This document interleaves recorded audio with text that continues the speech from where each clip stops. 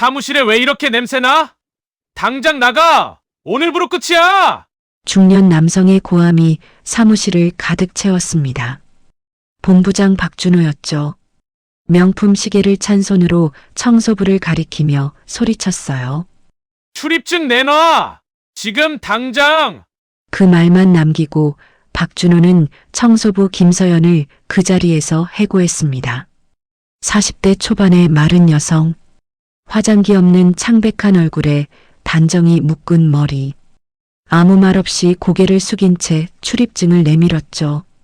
하지만 그들은 몰랐습니다. 서연의 검은 가죽 노트 안에는 회사 전체를 무너뜨릴 증거들이 빼곡히 적혀 있었다는 걸요. 그리고 정확히 다음 날 아침 회사의 모든 시스템이 멈췄습니다. 그 순간 박준호의 얼굴은 새하얗게 굳어버렸고 비상 이사회가 소집됐죠. 대체 청소부였던 그 여자의 정체는 무엇이었길래 하루 만에 회사 전체가 문을 닫을 수밖에 없었던 걸까요? 영상 시작 전 구독과 좋아요 한번 꼭 눌러주시고요. 지금 어디서 듣고 계신지 댓글로 남겨주시면 한 분 한 분 인사드리겠습니다. 자, 그럼 시작하겠습니다. 저는 매일 새벽 5시에 출근했습니다. 회사 건물 뒷문으로 들어가 작업복으로 갈아입고 청소 도구를 챙겼죠. 물걸레, 청소용 스프레이, 쓰레기 봉투, 무거운 청소 카트를 끌고 엘리베이터에 올랐어요. 12층에 도착하면 저는 항상 같은 순서로 일했습니다. 먼저 복도를 쓸고 화장실을 청소하고 사무실 바닥을 닦았죠. 조용했어요. 고요했습니다. 하지만 그 고요함 속에서 저는 많은 것을 봤어요. 책상 위에 놓인 서류들, 구겨진 메모지들, 쓰레기통에 버려진 문서들. 사람들은 청소부가 글을 읽을 줄 모른다고 생각하는 것 같았습니다. 아니면 설령 읽어도 이해 못할 거라 여겼겠죠. 하지만 저는 모두 읽었어요. 그리고 기억했습니다. 6시가 되면 사람들이 하나둘 출근하기 시작했죠. 엘리베이터 문이 열리고 정장 입은 직원들이 쏟아져 나왔습니다. 저는 복도 구석에 청소 카트를 세우고 비켜섰어요. 실례합니다. 제가 작은 목소리로 말했습니다. 하지만 아무도 대답하지 않았어요. 심지어 고개조차 돌리지 않았죠. 저는 그저 피해야 할 장애물이었을 뿐입니다. 한 여직원이 제 바로 옆을 지나갔어요. 비싼 향수 냄새가 났습니다. 명품 가방을 든 손에는 테이크아웃 커피가 들려 있었죠. 여직원은 휴대폰을 보며 걸었어요. 그때였습니다. 휴대폰에 정신이 팔린 여직원의 손에서 커피가 기울었어요. 뚜껑이 제대로 안 닫혀 있었던 거죠. 커피가 바닥에 쏟아졌습니다. 아, 짜증나. 여직원이 혀를 찼어요. 그리고는 그대로 가버렸습니다. 쏟은 커피는 쳐다보지도 않았죠. 당연히 미안하다는 말도 없었어요. 저는 다시 걸레를 들었습니다. 무릎을 꿇고 바닥을 닦았어요. 따뜻한 커피가 타일 틈새로 스며들고 있었죠. 끈적했습니다. 일부러였을까? 순간 그런 생각이 들었어요. 하지만 확신할 수는 없었습니다. 그저 제 추측일 뿐이었으니까요. 저는 바닥을 깨끗이 닦아내고 일어섰죠. 주머니에서 휴대폰을 꺼냈습니다. 메모 앱을 열고 짧게 적었어요. 6시 17분, 12층 복도, 커피 투척 의심, 여직원 김모 씨, 그리고 휴대폰을 다시 주머니에 넣었습니다. 저는 계속 일했어요. 회의실로 들어가 책상을 닦고 의자를 정리했습니다. 쓰레기통을 비우고 화이트보드를 깨끗이 지웠죠. 회의실 구석, CCTV 사각지대에 서류 뭉치가 버려져 있었어요. 누군가 급하게 숨긴 것처럼 보였습니다. 저는 주변을 살폈죠. 아무도 없었어요. 서류를 펼쳐봤습니다. 회계장부였어요. 하지만 이상했죠. 같은 항목이 두 개의 다른 금액으로 기록돼 있었습니다. 하나는 정식 보고용, 하나는 실제 집행 금액이었어요. 이중장부. 저는 휴대폰을 꺼내 사진을 찍었습니다. 조용히 빠르게. 그리고 서류를 원래 자리에 다시 놓았어요. 마치 손도 대지 않은 것처럼요. 9시가 되자 회사는 완전히 깨어났습니다. 사람들의 목소리가 복도를 가득 채웠죠. 저는 청소를 마치고 복도 끝 청소용구실로 돌아갔어요. 하지만 완전히 들어가지는 않았습니다. 문을 살짝 열어둔 채 복도를 지켜봤죠. 10시쯤 됐을 때 임원들이 회의실로 들어가는 게 보였어요. 본부장 박준호도 있었습니다. 배가 나온 중년 남성이었죠. 비싼 시계를 차고 있었어요. 항상 짜증 섞인 표정이었습니다. 회의실 문이 닫혔어요. 하지만 완전히 닫히지는 않았습니다. 살짝 틈이 있었죠. 저는 조용히 다가갔어요. 청소 카트를 끌고요. 회의실 바로 옆 복도에서 바닥을 닦는 척했습니다. 목소리가 들렸어요. 이번 분기 실적은 어떻게든 맞춰야 돼. 방법은 상관없어. 박준호의 목소리였습니다. 본부장님, 하지만 그건 회계 기준에. 다른 목소리가 조심스럽게 말했어요. 회계 기준? 그걸로 밥 먹여줘? 실적 안 나오면 우리 다 잘리는 거 몰라?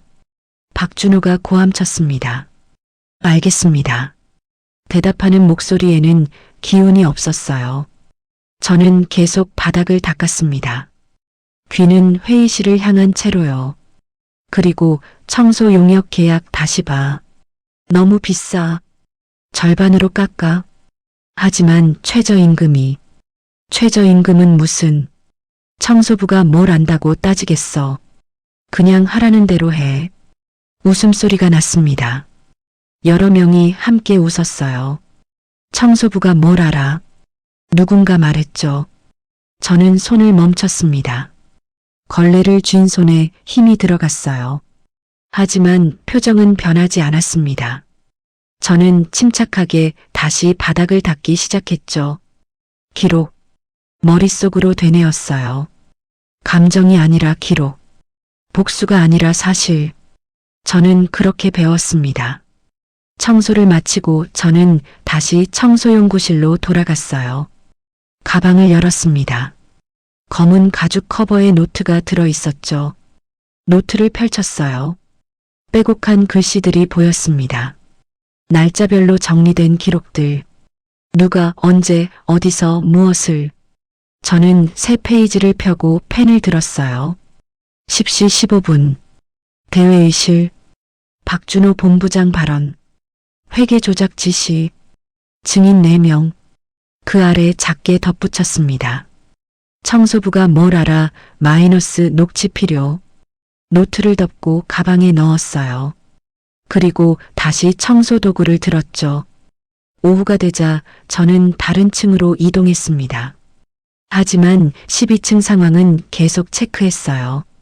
복도를 지날 때마다, 화장실을 청소할 때마다 귀를 열어뒀죠. 회사 조직도는 제 머릿속에 다 들어 있었습니다.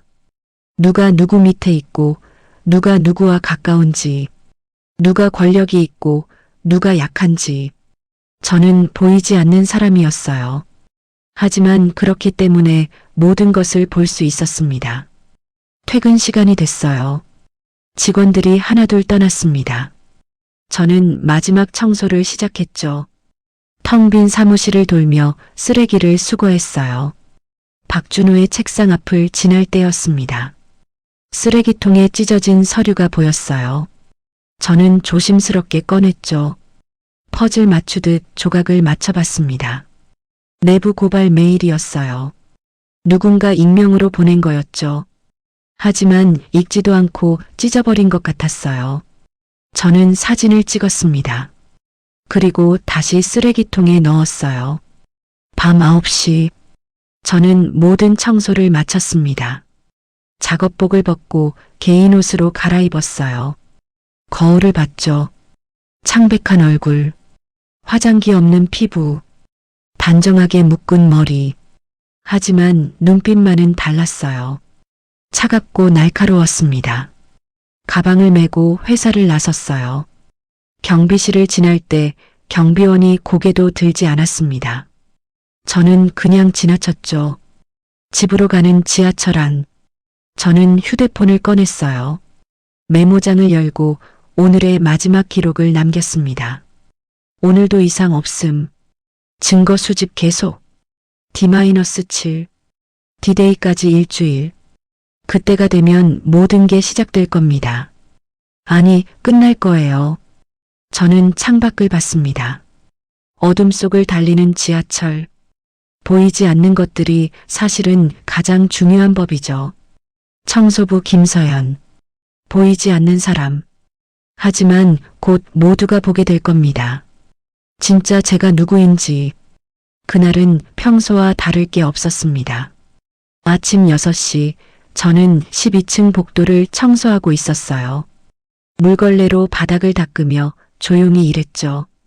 그런데 갑자기 뒤에서 목소리가 들렸습니다. 아! 저는 돌아봤어요. 본부장 박준호였습니다. 40대 중반쯤 되는 남자. 배가 살짝 나온 체형에 비싼 정장을 입고 있었죠. 손목에는 명품 시계가 번쩍였어요. 박준호는 인상을 찌푸리고 있었습니다. 항상 그랬지만 오늘은 유난히 화가 나 보였어요. 사무실에 왜 이렇게 냄새나? 박준호가 코를 찡그리며 말했습니다. 저는 잠시 멈칫했어요. 냄새라니. 저는 매일 아침 깨끗이 씻고 출근했습니다. 작업복도 항상 세탁했죠. 무슨 냄새를 말하는 건지 알 수 없었어요. 죄송합니다. 저는 고개를 숙였습니다. 일단 사과부터 했어요. 그게 안전했으니까요. 죄송하긴 뭐가 죄송해. 청소하는 사람이 냄새를 풍기면 어떡해. 박준호의 목소리가 커졌습니다. 주변 직원들이 하나둘 쳐다보기 시작했어요. 저는 고개를 더 숙였습니다. 얼굴이 뜨거워졌어요. 창피했죠. 하지만 표정은 숨겼습니다. 참아. 기록해. 속으로 되뇌었어요. 박준호는 멈추지 않았습니다. 오히려 더 크게 말했죠. 그 작업복은 또 뭐야? 얼마나 오래 입은 건데 그렇게 낡았어?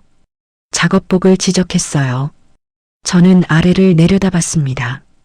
확실히 오래된 작업복이었죠. 하지만 깨끗했어요. 매일 빨았으니까요. 새 거 안 입어? 회사 이미지 생각은 안 해? 박준호가 비웃듯 말했습니다. 주변에 직원들이 더 모였어요. 10명쯤 됐을까요? 모두 저를 쳐다봤습니다. 누군가 킥킥 웃는 소리도 들렸어요. 저는 주먹을 꽉 쥐었습니다. 손톱이 손바닥에 박혔죠. 아팠어요. 하지만 그 아픔이 저를 깨어있게 했습니다. 회사 이미지요? 청소부 월급으로 새 작업복 사입으라고요? 그렇게 말하고 싶었어요. 하지만 참았습니다. 그 대신 더 깊이 고개를 숙였죠. 죄송합니다. 앞으로 주의하겠습니다. 제 목소리는 작았어요. 떨리지 않으려 애썼습니다.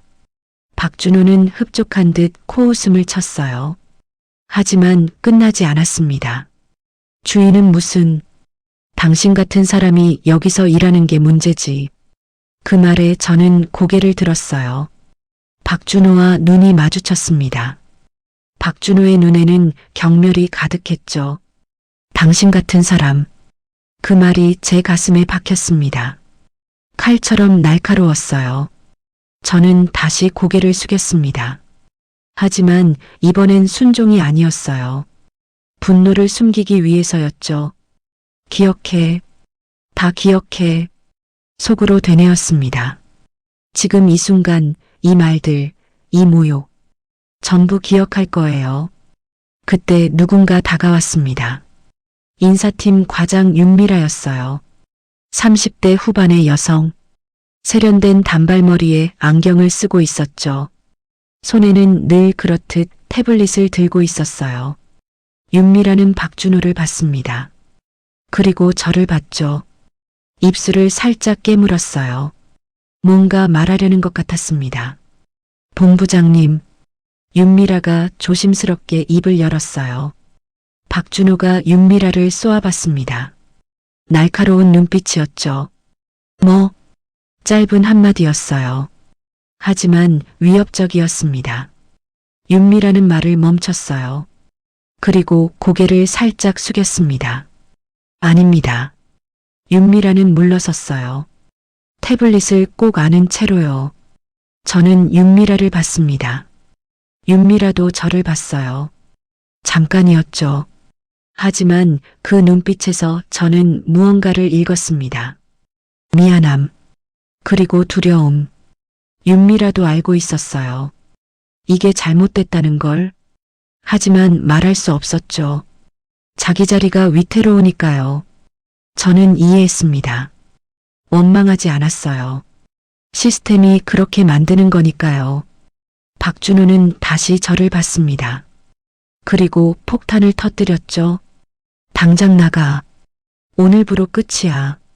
주변이 조용해졌어요. 모두가 숨을 죽였습니다. 저는 박준호를 봤어요. 진심인가 싶었죠. 하지만 박준호의 얼굴은 단호했습니다. 못 들었어? 해고야. 나가라고. 박준호가 손가락으로 문을 가리켰어요. 출입증 내놓고 지금 당장. 저는 천천히 주머니에서 출입증을 꺼냈습니다. 플라스틱 카드. 거기에는 제 사진과 이름이 있었죠. 김서연. 청소부. 출입증을 박준호에게 내밀었어요. 박준호는 낚아채듯 받았습니다. 이제 여기 출입 금지야. 알았지? 박준호가 출입증을 주머니에 넣으며 말했어요. 저는 대답하지 않았습니다. 그냥 고개를 끄덕였죠. 박준호는 돌아서서 갔어요. 직원들도 하나둘 흩어졌습니다. 구경거리가 끝났으니까요. 저는 그 자리에 혼자 남았습니다. 바닥에는 청소 도구들이 널려 있었어요. 물걸레, 스프레이, 버킷. 저는 무릎을 꿇었습니다. 그리고 하나하나 주웠죠. 천천히, 조용히. 손이 떨렸어요. 처음으로 떨렸습니다. 분노 때문인지 억울함 때문인지 알 수 없었어요. 아마 둘 다였을 거예요. 청소도구를 다 챙겼습니다. 카트에 실었죠. 그리고 천천히 일어섰어요. 복도를 걸어 나갔습니다. 지나가는 직원들이 저를 봤어요. 어떤 이는 동정 어린 눈빛을, 어떤 이는 무관심한 표정을 지었죠. 저는 아무렇지 않은 척 걸었습니다. 등은 곧게 펴고 시선은 앞을 향했어요. 엘리베이터를 탔습니다. 1층으로 내려갔죠. 로비를 지나 뒷문으로 나갔어요. 밖은 밝았습니다. 아침 햇살이 눈부셨죠. 저는 잠시 멈춰 섰어요. 깊게 숨을 들이쉬었습니다. 그리고 내쉬었죠. 끝났다. 아니, 시작이었어요. 저는 가방을 열었습니다. 검은 가죽 노트를 꺼냈죠. 펜을 들고 새 페이지를 펼쳤어요. 날짜를 적었습니다. 그리고 제목을 썼죠. 부당해고, 증인 다수, 녹취 완료. 그 아래 작게 덧붙였어요. D-0, 시작. 노트를 덮었습니다. 가방에 넣고 어깨에 메었죠. 저는 회사 건물을 봤어요. 12층 창문들이 햇빛에 반짝였습니다. 잘가, 김서연. 속으로 중얼거렸어요. 이제 진짜 내가 온다. 저는 돌아서서 걸었습니다. 뒤돌아보지 않았어요. 다음 날 모든 게 바뀔 테니까요. 회사 건물 앞이었습니다. 저는 한참을 그 자리에 서 있었어요. 해가 기울고 있었죠. 오후 5시쯤 됐을까요? 퇴근하는 사람들이 건물에서 쏟아져 나왔습니다. 정장 입은 직원들. 하나같이 바쁜 표정이었어요. 저는 그들을 봤습니다. 그들은 저를 보지 않았죠. 한 남자 직원이 제 옆을 지나갔어요. 어깨가 제 팔에 부딪혔습니다. 하지만 남자는 멈추지 않았어요. 사과도 없었죠.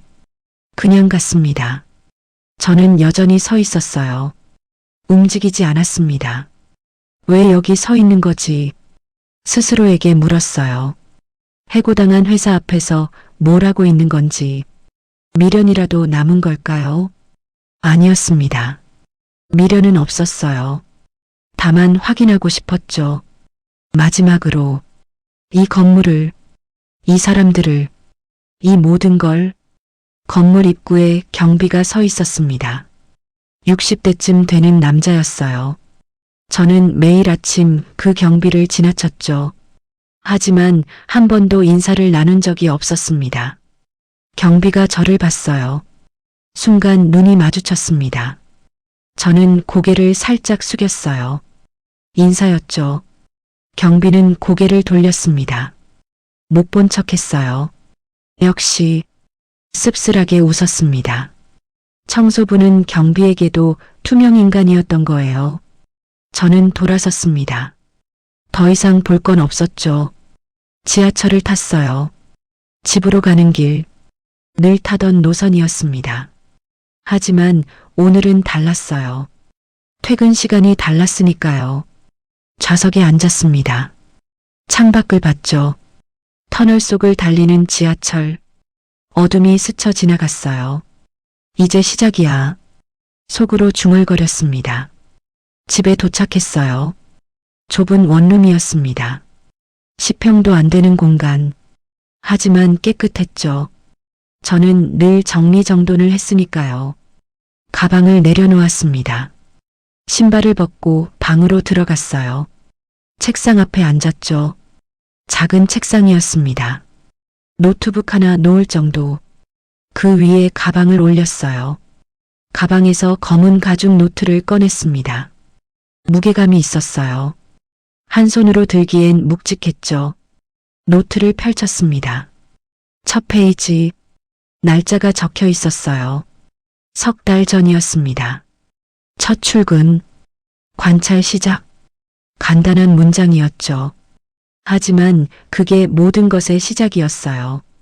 페이지를 넘겼습니다. 다음 날, 그 다음 날, 또 그 다음 날. 매일의 기록이 빼곡했어요. 박준호, 회계 조작 지시, 증인 김모 씨, 이모 씨, 최성우 대표, 횡령 의혹, 개인 계좌로 이체 확인, 인사팀, 부당해고 3건, 증거 서류 파기. 하나하나 읽었습니다. 천천히 꼼꼼하게 손가락으로 줄을 따라가며 확인했어요. 날짜, 시간, 장소, 내용 모두 정확했습니다. 임원 이름 옆에는 체크 표시가 있었어요. 빨간 펜으로 표시했죠. 누구는 하나, 누구는 둘, 박준호는 5개나 됐습니다. 5번이나 중얼거렸어요. 박준호는 정말 많은 걸 했더군요. 회계 조작, 부당해고, 갑질, 횡령 방조, 심지어 성희롱 은폐까지. 노트를 덮었습니다. 노트북을 켰어요. 화면이 밝아졌습니다. 로그인했죠. 폴더를 열었어요. 증거자료라는 이름의 폴더였습니다. 그 안에 수십 개의 파일이 있었어요. 이메일 백업 파일이었습니다. 회사 내부 이메일. 저는 몰래 백업해뒀죠. 어떻게 했냐고요? 간단했어요. 청소하다가 로그인된 컴퓨터를 발견하면 이메일을 USB에 복사했습니다. 1분이면 충분했죠. 파일을 하나 열었어요. 박준호가 보낸 이메일이었습니다. 실적 맞추기 위해 장부 수정 필요. 외부 감사 전까지 완료할 것. 명백한 증거였어요. 회계 조작을 지시한 거죠. 다른 파일도 열었습니다. 이번엔 대표이사 최성우. 백발의 온화한 미소를 가진 남자. 하지만 이메일 내용은 달랐어요. 개인 계좌로 이체 완료. 세금 문제 없도록 분산 처리. 횡령이었습니다. 회사 돈을 빼돌린 거죠. 파일을 닫았어요. 다음 폴더를 열었습니다. 녹취 파일이라는 폴더였어요. 음성 파일들이 가득했습니다. 첫 번째 파일을 클릭했죠. 재생 버튼을 눌렀어요. 스피커에서 목소리가 흘러나왔습니다. 회계 기준은 무슨? 실적 안 나오면 우리 다 잘리는 거 몰라? 박준호의 목소리였어요. 오늘 아침 회의실에서 들었던 그 말. 저는 눈을 감았습니다. 귀를 기울였죠. 청소부가 뭘 안다고 따지겠어. 웃음소리가 이어졌어요. 여러 명이 함께 웃는 소리. 저는 파일을 멈췄습니다. 더 들을 필요 없었어요. 충분했죠. 노트북을 덮었습니다. 책상에 팔을 올리고 얼굴을 묻었어요. 깊은 한숨이 나왔습니다. 처음이었어요. 석 달 만에 처음으로 한숨을 쉬었습니다. 힘들었구나. 스스로 생각했어요. 참았던 게 많았죠. 삼켰던 말들, 숨겼던 감정들. 하지만 이제 끝이었습니다. 아니, 시작이었어요. 저는 고개를 들었습니다. 휴대폰을 들었죠. 전화번호부를 열었어요. 저장된 번호 하나를 찾았습니다. 최대주주 대리인 마이너스 본부. 그 번호를 눌렀어요. 발신 버튼을 탭했습니다. 신호음이 울렸어요. 한 번, 두 번, 세 번. 연결됐습니다. 여보세요. 저쪽에서 목소리가 들렸어요. 남자 목소리였습니다. 저 김서연입니다. 제가 말했어요. 목소리는 침착했습니다. 오, 서연 씨. 어떻게 됐나요? 남자가 물었어요. 모든 증거 확보했습니다. 내일부터 시작하겠습니다. 제가 대답했죠. 잠시 침묵이 흘렀어요. 남자가 숨을 들이쉬는 소리가 들렸습니다. 좋아요. 준비 다 됐습니다. 내일 아침 외부 감사팀 투입, 노동청 고발, 공정위 조사 동시 진행. 서연 씨는? 남자가 물었어요. 저는 비상이사회 때 들어가겠습니다. 제가 말했습니다. 알겠습니다. 수고하셨어요, 서연 씨. 남자의 목소리에 존경이 담겨 있었어요. 감사합니다. 저는 전화를 끊었습니다. 휴대폰 화면을 봤어요. 검은 화면에 제 얼굴이 어렴풋이 비쳤습니다. 이제 시작이다. 속으로 되뇌었어요. 노트를 다시 펼쳤습니다. 마지막 페이지, 빈 페이지였죠. 펜을 들었어요. 천천히 적었습니다. D-DAY. 시작. 그 아래 작게 덧붙였어요. 보이지 않던 사람이 이제 모두를 본다. 펜을 내려놓았습니다. 노트를 덮었죠. 창밖을 봤어요. 밤이었습니다. 어두웠죠. 하지만 곧 해가 뜰 거예요. 그리고 모든 게 바뀔 겁니다. 저는 침대에 누웠습니다. 눈을 감았어요. 내일이면 진짜가 시작됩니다. 다음 날 아침이었습니다. 저는 평소처럼 일찍 일어났어요. 하지만 회사로 가지 않았죠. 대신 카페로 갔습니다. 회사 건물 맞은편에 있는 카페였어요. 창가 자리에 앉았습니다. 커피를 주문했어요. 아메리카노 한 잔. 뜨거운 커피를 손에 쥐고 창밖을 봤죠. 회사 건물이 보였습니다. 유리로 된 외벽이 아침 햇살에 반짝였어요. 8시 30분. 출근 시간이었습니다. 직원들이 하나둘 건물로 들어갔어요. 평소와 똑같은 모습이었죠. 커피를 들고 휴대폰을 보며 바쁘게 걸어 들어갔습니다. 저는 커피를 한 모금 마셨어요. 따뜻했습니다. 곧 시작된다. 속으로 중얼거렸죠. 8시 50분. 더 많은 사람들이 건물로 들어갔어요. 로비가 붐볐습니다. 그때였어요. 갑자기 로비에 사람들이 모이기 시작했습니다. 뭔가 이상했어요. 서 있는 사람들이 많았죠. 평소 같으면 엘리베이터를 타고 올라갔을 텐데 저는 몸을 앞으로 기울였습니다. 눈을 가늘게 뜨고 지켜봤어요. 사람들이 휴대폰을 꺼내 들었습니다. 서로 이야기를 나누고 있었어요. 표정들이 당황스러워 보였죠. 시작됐구나. 알 수 있었어요. 몇 분 후 로비는 완전히 혼란스러워졌습니다. 사람들이 우왕좌왕했어요. 누군가 뛰어다니고 누군가 전화를 걸었죠. 제 휴대폰이 진동했습니다. 메시지가 왔어요. 확인했죠.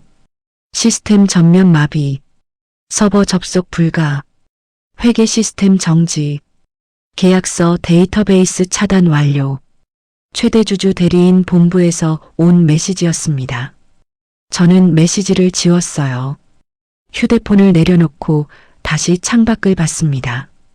건물 입구로 검은 승용차 2대가 들어왔어요. 차에서 정장 입은 사람들이 내렸습니다. 서류 가방을 들고 있었죠. 외부 감사팀. 알아볼 수 있었어요. 표정이 단호했습니다. 감사팀이 건물 안으로 들어갔어요. 로비 직원들이 당황하며 맞이했죠. 그 다음 또 다른 차가 도착했습니다. 이번엔 공무원들이었어요. 노동청 완장을 찬 사람들, 그리고 공정거래위원회 직원들. 한꺼번에 몰려온 거였죠. 저는 입가에 미소를 지었습니다. 아주 작은 미소였어요. 제대로 시작됐네. 커피를 다시 한 모금 마셨습니다. 9시쯤 됐을 때 건물에서 사람 하나가 뛰쳐나왔어요. 박준호였습니다. 배가 나온 중년 남자. 고급 정장을 입고 있었죠. 하지만 평소와 달랐어요. 얼굴이 붉었습니다. 화가 난 것 같았어요. 박준호는 휴대폰으로 전화를 걸며 건물 앞을 왔다 갔다 했습니다. 손을 휘저으며 소리를 지르는 게 보였어요. 물론 소리는 들리지 않았죠. 하지만 표정만으로도 충분했습니다. 고함치고 있구나. 쉽게 상상할 수 있었어요. 박준호의 목소리가, 짜증 섞인 말투가. 박준호는 전화를 끊었습니다. 그리고 다시 건물 안으로 들어갔어요. 급한 걸음으로. 저는 시계를 봤습니다. 9시 15분. 지금쯤 대표실에 있겠네. 최성우 대표. 백발의 온화한 미소를 가진 남자. 하지만 지금은 웃지 못할 거예요. 제 휴대폰이 다시 진동했습니다. 메시지를 확인했죠. 외부감사 공문 전달 완료. 노동청 부당해고 조사 착수. 공정위 회계 조작 의혹 조사 시작. 대표이사 소환 예정. 저는 메시지를 읽고 지웠습니다. 카페 창가에 앉아 저는 계속 지켜봤어요. 건물을 응시했죠. 직원들이 건물 밖으로 나오기 시작했습니다. 담배를 피우러 나온 게 아니었어요. 표정들이 심각했죠. 서로 모여 속닥거렸습니다. 동요하고 있어. 당연했어요. 갑자기 모든 시스템이 멈췄으니까요. 일을 할 수가 없었겠죠. 그리고 외부 감사의 노동청, 공정위까지 한꺼번에 들이닥쳤으니 혼란스러울 수밖에 없었습니다. 10시가 됐어요. 건물 입구에 기자들이 나타났습니다. 카메라를 들고 있었죠. 뉴스 차량도 보였어요. 벌써 언론까지. 빨랐습니다. 하지만 예상했던 일이었죠. 중견 IT 기업의 스캔들. 기자들이 가만히 있을 리 없었어요. 기자들이 건물 앞에서 카메라를 돌리기 시작했습니다. 직원들을 인터뷰하려 했죠. 하지만 직원들은 고개를 저으며 피했어요. 저는 그 모습을 조용히 지켜봤습니다. 커피는 이미 다 식었어요. 하지만 마시지 않았죠. 그냥 손에 쥐고 있었습니다. 10시 30분. 검은 승용차가 또 도착했어요. 이번엔 경찰차였습니다. 경찰 2명이 내렸죠. 압수수색 영장. 짐작할 수 있었어요. 경찰이 건물 안으로 들어갔습니다. 서류 가방과 박스를 들고요. 로비가 더욱 혼란스러워졌어요. 사람들이 우왕좌왕했습니다. 경비들도 어쩔 줄 몰라 하는 게 보였죠. 저는 자리에서 일어났습니다. 카페 계산을 하고 밖으로 나왔어요. 건물 맞은편 길가에 섰습니다. 사람들 틈에 섞여서요. 아무도 저를 알아보지 못했죠. 저는 평범한 옷을 입고 있었습니다. 청바지에 검은 재킷, 머리는 여전히 단정하게 묶었어요. 화장은 하지 않았죠. 그저 지나가는 사람 같았습니다. 구경꾼 같았어요. 하지만 저는 알고 있었죠. 이 모든 것의 시작이 누구인지. 건물 12층 창문을 봤습니다. 거기가 제가 청소하던 사무실이었어요.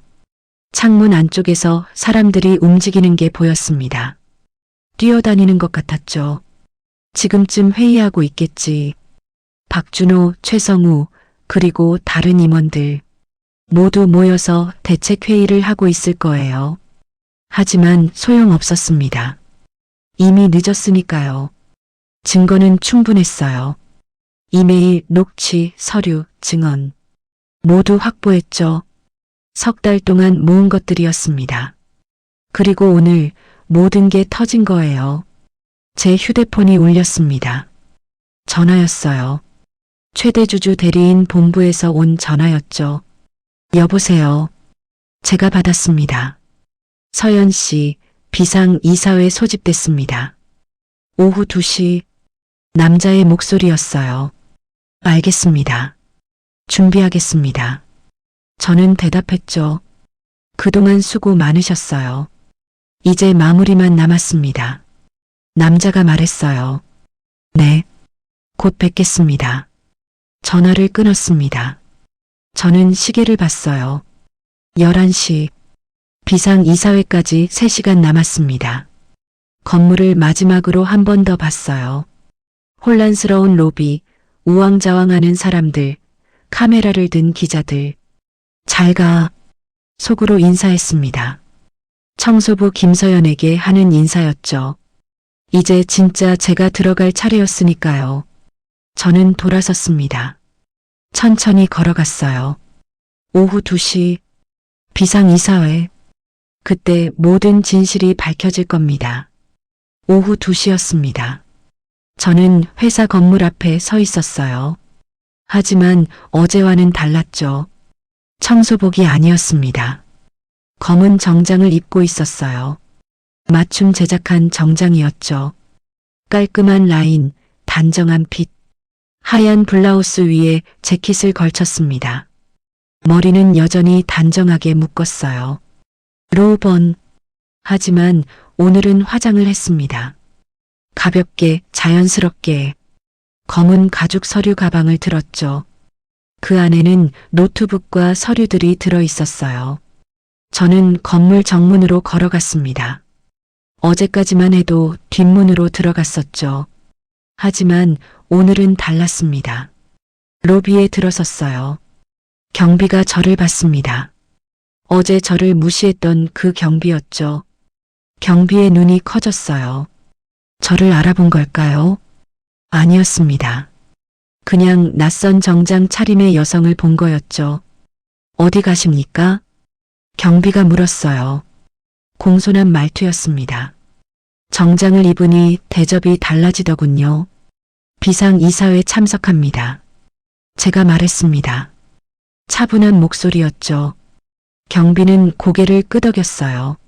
명단을 확인하더니 엘리베이터를 가리켰습니다. 12층입니다. 알고 있습니다. 저는 대답하고 걸어갔어요. 엘리베이터에 올랐습니다. 12층 버튼을 눌렀죠. 문이 닫히고 올라가기 시작했어요. 거울에 비친 제 모습을 봤습니다. 낯설었어요. 하지만 동시에 익숙했죠. 이게 진짜 제 모습이었으니까요. 엘리베이터가 멈췄습니다. 12층. 문이 열렸어요. 복도가 보였습니다. 제가 매일 아침 닦던 그 복도. 하지만 오늘은 걷기만 하면 됐죠. 복도를 지나 대회의실로 향했습니다. 문 앞에 섰어요. 깊게 숨을 들이쉬었습니다. 시작이야. 속으로 중얼거렸죠. 노크했어요. 똑똑.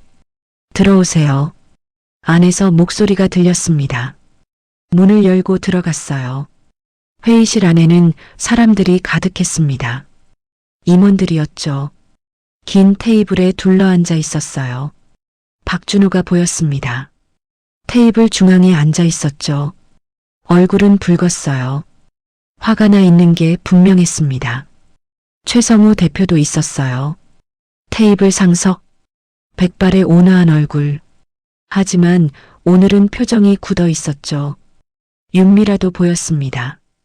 테이블 끝자리, 태블릿을 들고 있었어요. 인사팀 과장이니까 회의록을 작성하는 모양이었죠. 그리고 낯선 얼굴들도 있었습니다. 외부감사팀 변호사들, 최대주주 대리인 본부 사람들이었어요. 저는 회의실 안으로 걸어 들어갔습니다. 천천히 침착하게 모두가 저를 봤어요. 시선이 느껴졌습니다. 박준호의 눈썹이 찌푸려졌어요. 누구냐는 표정이었죠. 최성우는 고개를 갸웃했습니다. 당황한 것 같았어요. 하지만 윤미라는 달랐습니다. 윤미라의 눈이 커졌어요. 입이 벌어졌죠. 윤미라가 말을 더듬었습니다. 태블릿을 떨어뜨릴 뻔했어요. 저는 윤미라를 봤습니다. 그리고 미소 지었죠. 아주 작게. 윤미라의 얼굴이 창백해졌어요. 김서연, 컨설턴트? 윤미라가 작은 목소리로 말했습니다. 회의실이 조용해졌어요. 모두가 윤미라를 봤습니다.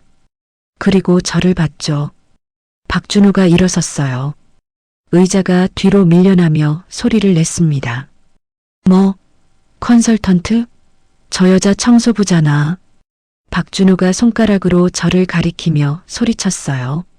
저는 박준호를 봤습니다. 차분하게, 침착하게. 안녕하십니까? 박준호 본부장님. 오랜만입니다. 제가 말했습니다. 공손했죠. 하지만 목소리에 힘이 있었어요. 박준호의 얼굴이 더 붉어졌습니다. 뭐, 오랜만? 너 어제 해고당한. 박준호가 말하다 멈췄어요. 뭔가 이상하다는 걸 눈치챈 거였죠. 저는 테이블 상석으로 걸어갔습니다. 빈자리가 하나 있었어요. 최대주주 대리인 자리였죠. 그 자리에 앉았습니다. 서류 가방을 테이블 위에 올렸어요. 천천히 열었습니다. 서류를 꺼냈죠. 최대주주 위임장이었어요. 테이블 위에 놓았습니다. 모두가 볼 수 있게 제 소개를 다시 하겠습니다. 제가 말했어요. 회의실을 둘러봤습니다. 저는 김서연입니다. 구조조정 및 내부 통제 전문 컨설턴트, 그리고 이 회사 최대주주의 대리인입니다. 침묵이 흘렀어요. 아무도 말하지 않았습니다. 박준호가 서류를 낚아챘어요. 위임장을 확인했죠. 손이 떨렸습니다. 이게 무슨... 박준호의 목소리가 떨렸어요. 저는 노트북을 꺼냈습니다. 열었죠. 파일을 찾았어요. 지난 석 달간 저는 이 회사의 야간 청소부로 근무했습니다. 제가 말했습니다. 목적은 단 하나. 내부 실태 파악이었죠. 노트북 화면을 프로젝터에 연결했어요. 스크린에 내용이 떴습니다. 회사 조직도였어요. 하지만 일반 조직도가 아니었죠. 실질 소유 구조였습니다. 이 회사의 최대 주주는 투자회사 알파 인베스트먼트입니다. 지분 67%를 보유하고 있죠. 제가 설명했어요. 레이저 포인터로 화면을 가리켰습니다. 알파 인베스트먼트는 지난 5년간 이 회사에 300억 원을 투자했습니다. 하지만 경영진은 그 돈을 제대로 사용하지 않았어요. 다음 화면으로 넘어갔습니다. 재무자료였죠. 횡령, 회계 조작, 불법 인사, 부당해고 모두 확인했습니다. 박준호의 얼굴이 새하얗게 변했어요. 식은땀이 흘렀습니다. 최성우는 의자에 푹 주저앉았어요. 온화한 미소는 온데간데 없었죠. 증거가 있습니다. 제가 말했습니다. 파일을 열었어요. 녹취 파일이었죠. 재생 버튼을 눌렀습니다. 스피커에서 목소리가 흘러나왔어요. 이번 분기 실적은 어떻게든 맞춰야 돼. 방법은 상관없어. 박준호의 목소리였습니다. 회계 기준? 그걸로 밥 먹여줘? 다음 목소리도 박준호였어요. 청소부가 뭘 안다고 따지겠어. 웃음소리가 이어졌습니다. 회의실이 얼어붙었어요. 아무도 움직이지 않았습니다. 저는 재생을 멈췄습니다. 이 녹취는 지난달 15일 오전 10시 15분 이 회의실에서 녹음됐습니다. 제가 말했죠. 참석자는 박준호 본부장, 최성우 대표이사, 재무팀장 이모 씨, 회계팀장 김모 씨, 총 4명입니다. 박준호는 의자에 주저앉았어요. 얼굴에서 모든 혈기가 빠졌습니다. 그건 박준호가 말을 더듬었어요. 변명하려 했죠. 하지만 말이 나오지 않았습니다. 저는 다음 파일을 열었어요. 이메일 백업이었습니다. 이메일 증거도 있습니다. 총 237건, 횡령, 회계 조작, 부당해고 지시 내용입니다. 스크린에 이메일들이 떴어요. 하나하나 넘어갔습니다. 최성우의 이메일도 있었어요. 회사 돈을 개인 계좌로 빼돌린 내용. 박준호의 이메일도 있었죠. 청소 용역 비용을 불법으로 삭감한 내용. 모두 증거였습니다. 명백한 증거. 그리고 어제 저는 부당하게 해고당했습니다. 제가 말했어요. 증인이 있습니다. 12명. 모두 그 자리에 있었죠. 윤미라를 봤습니다. 윤미라는 고개를 숙였어요. 윤미라 과장, 증언하시겠습니까? 제가 물었습니다. 윤미라는 떨리는 손으로 태블릿을 내려놓았어요. 그리고 고개를 들었습니다. 네. 윤미라가 작은 목소리로 대답했어요. 어제 오전 9시 박준호 본부장은 김서연 씨를 정당한 이유 없이 해고했습니다. 저는 그 자리에 있었고 말리려 했지만 하지 못했습니다. 윤미라의 목소리가 떨렸어요. 눈에 눈물이 맺혔습니다. 죄송합니다. 윤미라가 저를 보며 말했어요. 저는 고개를 저었습니다. 괜찮다고, 이해한다고. 회의실은 완전히 침묵에 빠졌어요. 누구도 말하지 않았습니다. 박준호는 고개를 숙이고 있었어요. 최성우는 눈을 감았죠. 저는 노트북을 닫았습니다. 서류를 정리했어요. 오늘부로 경영진 전원직이 해제됩니다. 제가 말했습니다. 외부 감사 진행 중이며 검찰 고발도 준비 중입니다. 천천히 일어섰어요. 회의실을 둘러봤습니다. 청소부가 뭘 아냐고 하셨죠? 제가 말했습니다. 저는 청소한 겁니다. 이 회사를. 회의실은 얼어붙었습니다. 아무도 말하지 않았어요. 저는 서류를 하나 더 꺼냈습니다. 최대주주 대리인 본부에서 준비한 문서였죠. 박준호 본부장. 제가 이름을 불렀어요. 박준호는 고개를 들지 못했습니다. 어깨가 축 처져 있었죠. 즉각 직이 해제됩니다. 지금 이 순간부로요. 제가 말했습니다. 차분했어요. 감정을 씻지 않았죠. 출입증과 회사 자산 모두 반납하십시오. 박준호의 손이 떨렸어요. 주머니에서 출입증을 꺼냈습니다. 손목에 명품 시계가 형광등 빛에 반짝였죠. 출입증을 테이블 위에 놓았어요. 딸깍 소리가 났습니다. 그 소리가 유난히 크게 들렸어요. 최성우 대표이사. 저는 다음 이름을 불렀습니다. 백발의 남자가 천천히 고개를 들었어요. 온화한 미소는 온데간데 없었습니다. 창백한 얼굴만 남아 있었죠. 사임하십시오. 자진 사퇴하시면 법적 처리에서 일부 고려하겠습니다. 제가 말했어요. 최성우는 입술을 깨물었습니다. 눈을 감았죠. 한참을 그렇게 있다가 고개를 끄덕였어요. 알겠습니다. 최성우의 목소리는 작았습니다. 힘이 없었어요. 저는 노트북을 다시 열었습니다. 다음 파일을 찾았죠.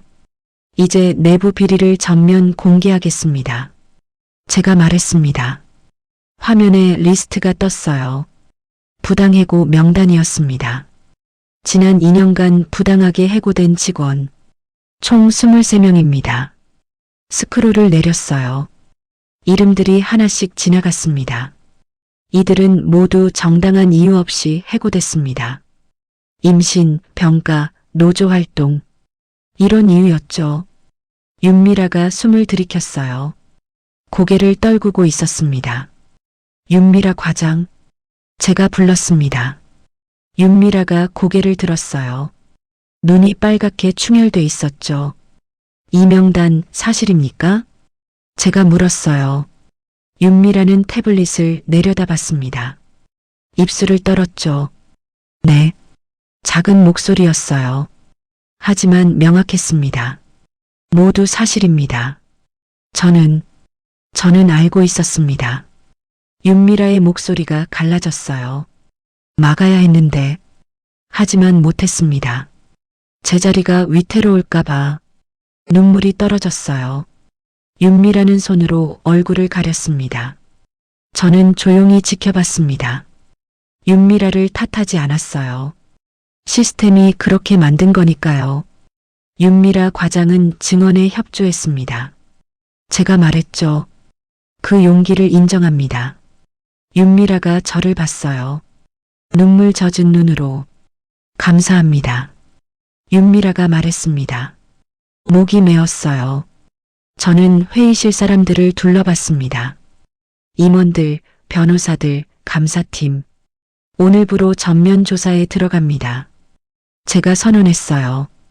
회계 조작, 횡령, 부당해고, 갑질. 모든 비리를 조사합니다. 문이 열렸어요. 검찰 수사관 2명이 들어왔습니다. 박준호 씨, 최성우 씨, 동행하시죠. 수사관이 말했습니다. 박준호는 의자에서 일어섰어요. 비틀거렸습니다. 다리에 힘이 풀린 것 같았죠. 최성우도 일어났어요. 백발이 더 하얗게 보였습니다. 두 사람은 수사관을 따라 나갔어요. 등이 굽어 있었습니다. 회의실 문이 닫혔어요. 저는 자리에서 일어났습니다. 창문으로 걸어갔죠. 밖을 내다봤어요. 건물 앞에 기자들이 몰려 있었습니다. 카메라들이 번쩍였죠. 주가는 거래 정지됐습니다. 최대주주 대리인 본부 직원이 말했어요. 오늘 오후부터 효력 발생입니다. 저는 고개를 끄덕였습니다. 예상했던 일이었죠. 회사 전체가 멈췄어요. 시스템도 거래도 모든 것이 붕괴였습니다. 완전한 붕괴. 하지만 이게 끝이 아니었어요. 시작이었죠. 새로운 시작. 직원들에게 공지하겠습니다. 제가 말했습니다. 전체 메일로 보내주세요. 상황 설명과 앞으로의 계획. 알겠습니다. 직원이 대답했어요. 저는 회의실을 나왔습니다. 복도를 걸었죠. 직원들이 복도에 서 있었어요. 수군거리고 있었습니다. 모두 불안한 표정이었죠. 저를 보자 조용해졌어요. 시선이 집중됐습니다. 누구세요? 한 직원이 물었어요. 저는 멈춰 섰습니다. 직원들을 봤죠. 김서연입니다. 최대주주 대리인이에요. 제가 말했습니다. 직원들이 웅성거렸어요. 놀란 것 같았습니다. 청소부 아니었어요? 다른 직원이 조심스럽게 물었습니다. 저는 고개를 끄덕였어요. 맞습니다. 저는 청소부였어요. 석 달 동안요. 왜? 직원이 말을 잇지 못했어요. 회사를 살리기 위해서였습니다. 제가 대답했죠. 썩은 부분을 도려내지 않으면 전체가 무너집니다. 그래서 제가 온 겁니다. 직원들은 아무 말도 하지 못했어요. 충격받은 얼굴들이었죠. 저는 엘리베이터를 탔습니다. 1층으로 내려갔어요. 로비에 도착했습니다. 기자들이 몰려들었어요. 김서연 씨, 한 말씀 부탁드립니다. 청소부로 위장 취업한 이유가 뭡니까? 회사 상황은 어떻습니까? 마이크들이 쏟아졌어요. 플래시가 터졌습니다. 저는 잠시 멈춰섰습니다. 기자들을 봤죠. 한 가지만 말씀드리겠습니다. 제가 말했어요. 기자들이 조용해졌습니다. 귀를 기울였죠.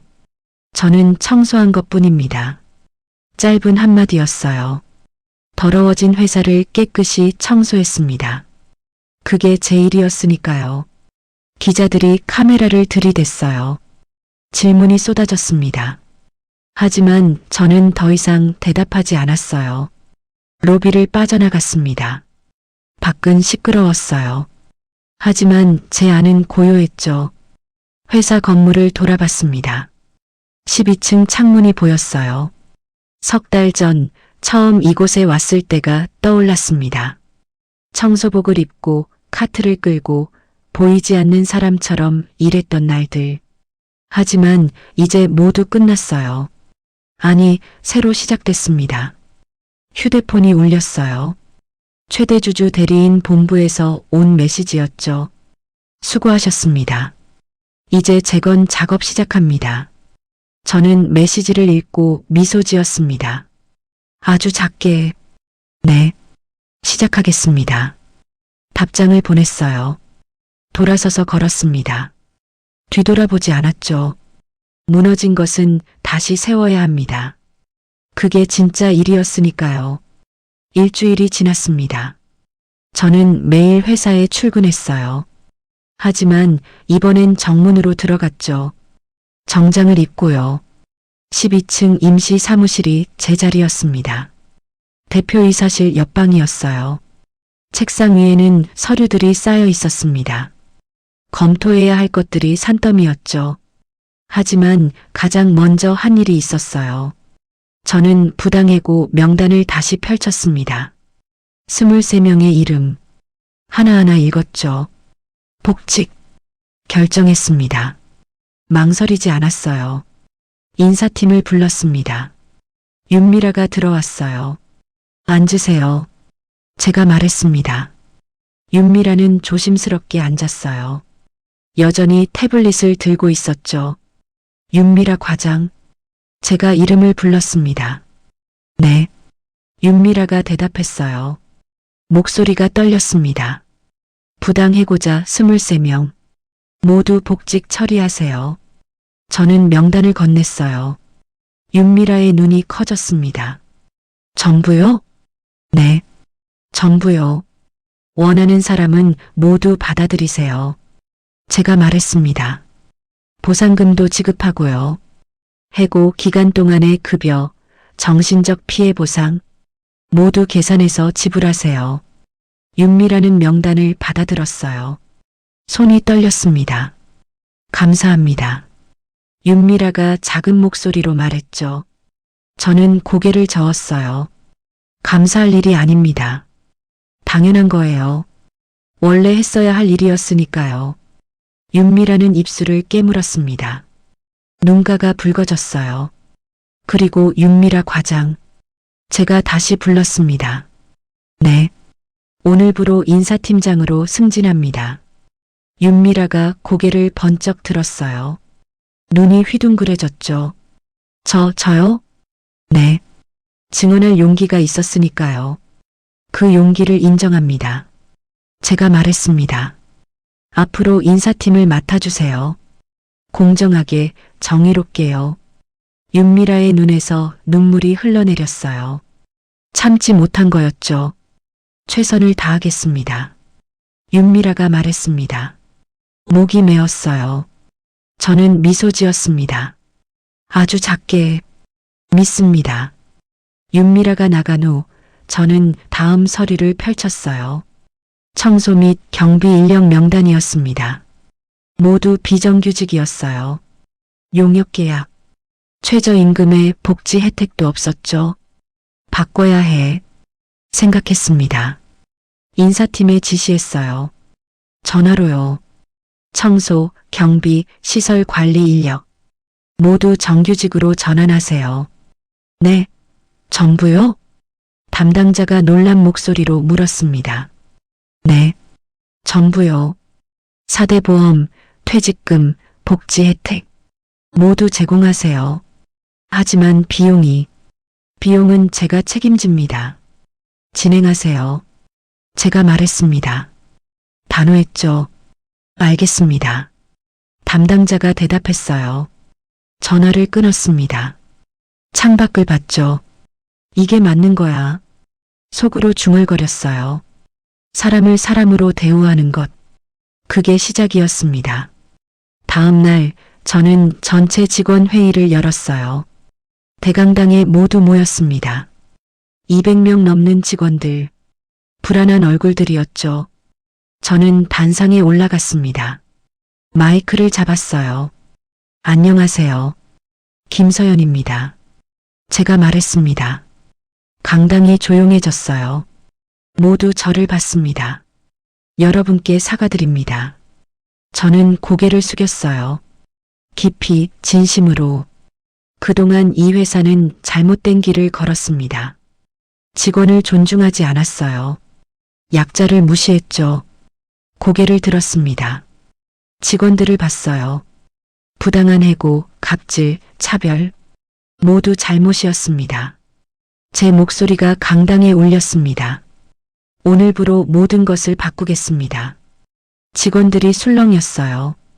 첫째, 부당해고자 전원 복직. 제가 말했습니다. 둘째, 비정규직 정규직 전환. 박수 소리가 나기 시작했어요. 몇몇 직원들이었죠. 셋째, 내부 고발 보호 시스템 도입. 박수가 커졌습니다. 여러분이 목소리를 낼 수 있어야 합니다. 두려움 없이요. 저는 잠시 멈췄습니다. 숨을 고르고 다시 말했어요. 그리고 교육을 재편하겠습니다.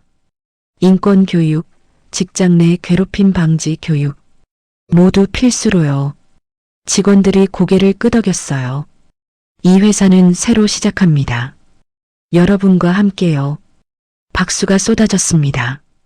강당 전체가 울렸죠. 저는 단상에서 내려왔어요. 직원들 사이를 걸었습니다. 한 직원이 다가왔어요. 젊은 여성이었죠. 감사합니다. 여직원이 말했습니다. 눈에 눈물이 맺혔어요. 저는 임신해서 해고당할 뻔했거든요. 하지만 이제 안심이에요. 저는 여직원의 손을 잡았습니다. 축하합니다. 아기, 제가 말했죠. 걱정하지 마세요. 당당히 일하세요. 여직원은 고개를 숙이며 눈물을 닦았어요. 저는 계속 걸었습니다. 다른 직원들도 인사했죠. 감사하다고, 잘 부탁한다고. 그날 오후 저는 검은 가죽 노트를 꺼냈어요. 책상 위에 놓고 펼쳤습니다. 마지막 페이지였죠. D-DAY. 시작. 그 아래 작게 적혀 있던 말. 보이지 않던 사람이 이제 모두를 본다. 저는 그 페이지를 천천히 찢었습니다. 소리가 났어요. 찢어지는 소리. 페이지를 구겨 쓰레기통에 버렸습니다. 더 이상 필요 없었어요. 기록도 증거도 복수도 이제는 제 건이었으니까요. 휴대폰이 울렸습니다.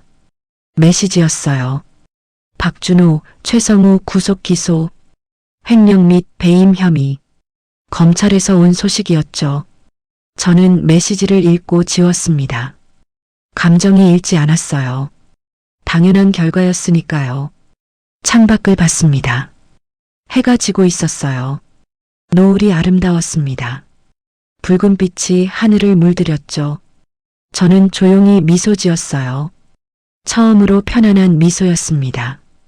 끝났어. 아니, 시작이었죠. 새로운 시작. 회사 복도를 걸었습니다.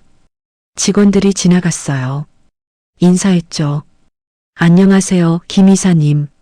수고하셨습니다. 저는 고개를 끄덕이며 대답했어요. 수고하셨습니다. 엘리베이터를 탔습니다. 1층으로 내려갔죠. 로비를 지나며 청소하는 분을 봤어요. 50대 여성이었습니다. 저는 다가갔습니다. 안녕하세요. 제가 먼저 인사했어요. 청소하시던 분이 깜짝 놀라 고개를 들었습니다. 아, 네. 안녕하세요. 당황한 표정이었어요.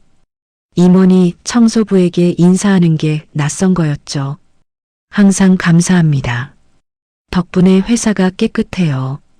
제가 말했습니다. 진심이었어요. 청소하시던 분의 눈이 커졌어요. 그리고 천천히 미소 지었습니다. 고맙습니다. 작은 목소리였어요. 하지만 따뜻했죠. 저는 고개 숙여 인사하고 밖으로 나갔습니다. 밤 공기가 시원했어요. 깊게 숨을 들이쉬었습니다. 별이 보였어요.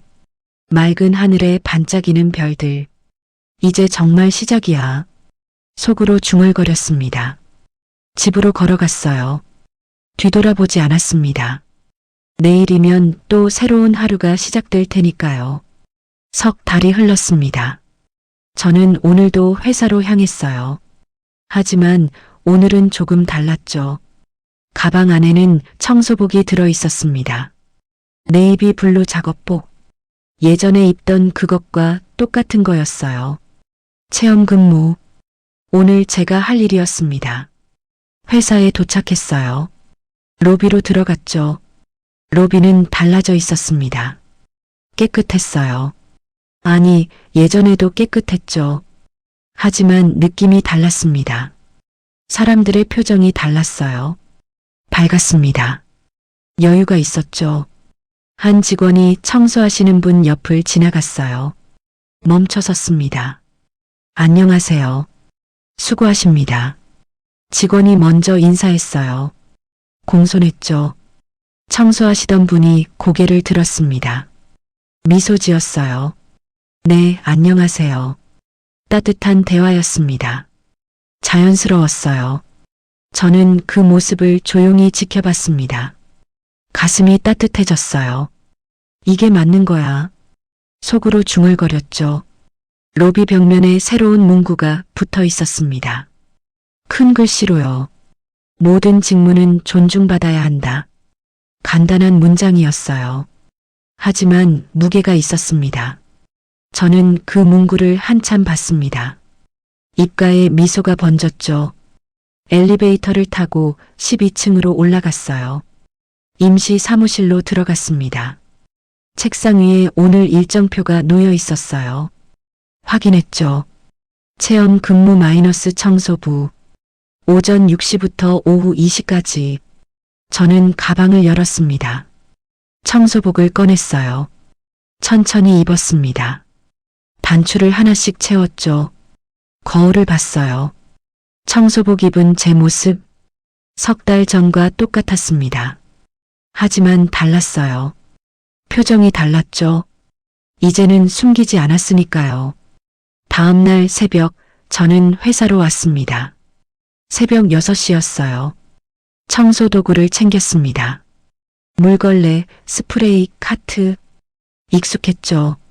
12층 복도를 닦기 시작했어요. 무릎을 꿇고 바닥을 닦았습니다. 손에 물걸레 감촉이 느껴졌어요. 차가웠죠. 하지만 나쁘지 않았습니다. 이 일도 소중하구나. 깨달았어요. 처음으로 진심으로. 8시가 됐습니다. 직원들이 출근하기 시작했어요. 한 남자 직원이 복도를 지나갔습니다. 저를 봤어요. 걸음을 멈췄습니다. 김 이사님? 남자 직원이 놀란 목소리로 물었어요. 저는 일어섰습니다. 물걸레를 들고요. 네, 안녕하세요. 제가 대답했습니다. 미소 지었죠. 체험 근무 중입니다. 남자 직원의 눈이 커졌어요. 당황한 표정이었습니다. 아, 네. 죄송합니다. 남자 직원이 고개를 숙였어요. 저는 고개를 저었습니다. 죄송할 거 없어요. 일하는 건데요. 남자 직원은 어색하게 웃었어요. 그리고 조심스럽게 물었습니다. 도와드릴까요? 아니요, 괜찮습니다. 제가 할게요. 제가 대답했죠. 남자 직원은 고개를 숙이고 지나갔어요. 하지만 몇 걸음 가다 다시 돌아봤습니다. 감사합니다. 이사님, 작은 목소리였어요. 하지만 진심이 담겨 있었죠. 저는 손을 흔들었습니다. 남자 직원은 미소 지으며 갔어요. 계속 청소했습니다. 화장실도 닦고 회의실도 정리했어요. 일하는 동안 많은 직원들이 저를 알아봤습니다. 놀랐죠. 당연했어요. 하지만 반응이 달랐습니다. 무시하지 않았어요. 비웃지도 않았죠. 대신 고개를 숙였습니다. 인사했어요. 감사하다고 말했죠. 한 여직원이 다가왔습니다. 임신한 그 여직원이었어요. 배가 불러 있었습니다. 많이 커졌더군요. 이사님, 여직원이 조심스럽게 불렀어요. 저는 일어섰습니다. 웃으며 여직원을 봤죠.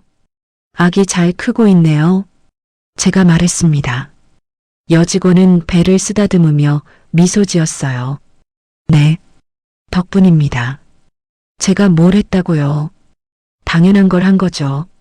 제가 말했습니다. 여직원의 눈에 눈물이 맺혔어요. 아니요. 이사님이 아니었으면 저는 아이 때문에 회사를 그만뒀을 거예요. 이제 걱정하지 마세요. 당당히 일하세요. 제가 말했죠. 여직원은 고개를 숙였습니다. 깊이 진심으로 감사합니다. 저는 여직원의 어깨를 가볍게 두드렸어요. 아무 말하지 않았습니다. 오후가 됐습니다. 청소를 마무리했어요. 윤미라가 복도에 나타났습니다. 인사팀장 윤미라. 이제는 당당한 표정이었죠. 이사님, 윤미라가 불렀어요. 네, 팀장님. 제가 대답했습니다. 오늘 체험 근무 어떠셨어요? 윤미라가 물었어요. 저는 주변을 둘러봤습니다.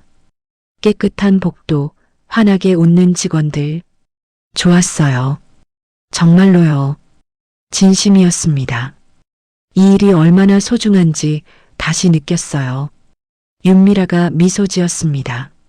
이사님 덕분에 회사가 많이 달라졌어요. 제가 한 게 아니에요. 여러분이 하신 거죠. 제가 말했습니다. 윤미라는 고개를 저었어요. 이사님이 시작하셨잖아요. 보이지 않는 곳에서요. 저는 아무 말 하지 않았습니다. 그냥 미소만 지었죠. 청소 도구를 정리했어요. 카트에 실었습니다. 복도를 걸어 청소용구실로 향했죠. 지나가는 직원들이 인사했습니다. 수고하셨습니다. 감사합니다. 고맙습니다. 하나하나 대답했어요. 고개를 끄덕이며 청소용구실에 도착했습니다. 문을 열고 들어갔어요. 안에 청소 직원 한 분이 계셨습니다. 50대 여성, 로비에서 봤던 그분이었죠. 안녕하세요. 제가 먼저 인사했습니다. 아, 네. 안녕하세요. 그분이 대답했어요. 여전히 조금 어색해 하셨죠. 함께 일하게 돼서 영광입니다. 제가 말했습니다. 진심이었어요. 그분의 얼굴이 환해졌습니다. 아이고, 무슨 말씀을. 제가 영광이죠. 아니에요. 정말이에요. 덕분에 회사가 깨끗해요. 제가 말했죠. 그분은 수줍게 웃었습니다. 따뜻한 미소였어요. 저는 청소복을 벗었습니다. 개인 옷으로 갈아입었어요. 거울을 봤죠. 정장 입은 제 모습. 이것도 저였고 청소복 입은 것도 저였습니다. 둘 다 진짜였어요. 청소용구실을 나왔습니다. 복도를 걸었죠. 직원 몇 명이 모여 서 있었어요. 저를 보더니 고개를 숙였습니다. 저는 멈춰 섰습니다. 고개 들고 일하세요. 제가 말했어요. 부드럽지만 단호하게. 직원들이 고개를 들었습니다. 눈이 마주쳤죠. 여러분은 존중받을 자격이 있어요. 절대 고개 숙이지 마세요. 직원들이 미소 지었습니다. 고개를 끄덕였어요. 저는 엘리베이터로 향했습니다. 버튼을 눌렀죠. 문이 열렸어요. 들어갔습니다. 문이 천천히 닫히기 시작했어요. 마지막으로 복도를 봤습니다. 직원들이 일하고 있었어요. 청소하시는 분도 보였죠. 모두 당당했습니다. 존중받고 있었어요. 이제 됐어. 속으로 중얼거렸습니다. 문이 완전히 닫혔어요. 엘리베이터가 내려가기 시작했습니다. 저는 눈을 감았어요. 깊게 숨을 들이쉬었습니다. 석 달 전 보이지 않는 사람이었던 저. 하지만 이제는 모두가 봅니다. 진짜 저를요. 그리고 더 중요한 건 저도 모두를 본다는 거였죠. 한 사람 한 사람 그들의 가치를. 엘리베이터가 1층에 도착했습니다. 문이 열렸어요. 로비가 보였습니다. 벽면의 문구가 눈에 들어왔죠. 모든 직무는 존중받아야 한다. 저는 미소 지었습니다. 밖으로 걸어 나갔어요. 햇살이 따뜻했습니다. 봄이 오고 있었죠. 새로운 계절, 새로운 시작. 청소부 김서연은 이제 없었습니다. 하지만 그 경험은 영원히 제 안에 남을 거예요. 보이지 않던 사람들을 보는 눈. 그게 제가 얻은 가장 소중한 것이었으니까요. 여러분, 제 이야기 어떠셨나요? 솔직히 말씀드리면 처음 청소복을 입었을 때 두려웠습니다. 정말로요. 사람들의 무시하는 눈빛, 존재조차 인정받지 못하는 순간들. 그게 얼마나 아픈지 처음 알았어요. 하지만 그 시간이 제게 가장 소중한 선물이 됐습니다. 보이지 않던 것들이 보이기 시작했거든요. 진짜 중요한 게 뭔지 알게 됐죠. 여러분도 혹시 직장에서 혹은 일상에서 누군가에게 보이지 않는 사람 취급받은 적 있으신가요? 아니면 반대로 누군가를 그렇게 대한 적은 없으신지요? 저는 이제 압니다. 사람은 절대 직업으로 판단하면 안 된다는 걸. 모든 일에는 가치가 있고 모든 사람은 존중받아야 한다는 걸요. 청소부였던 제가 회사를 바꿨습니다. 하지만 진짜 바뀐 건 회사가 아니었어요. 사람들의 마음이었죠. 서로를 보는 눈이었습니다. 여러분, 오늘 하루 주변 사람들을 한 번 더 봐주세요.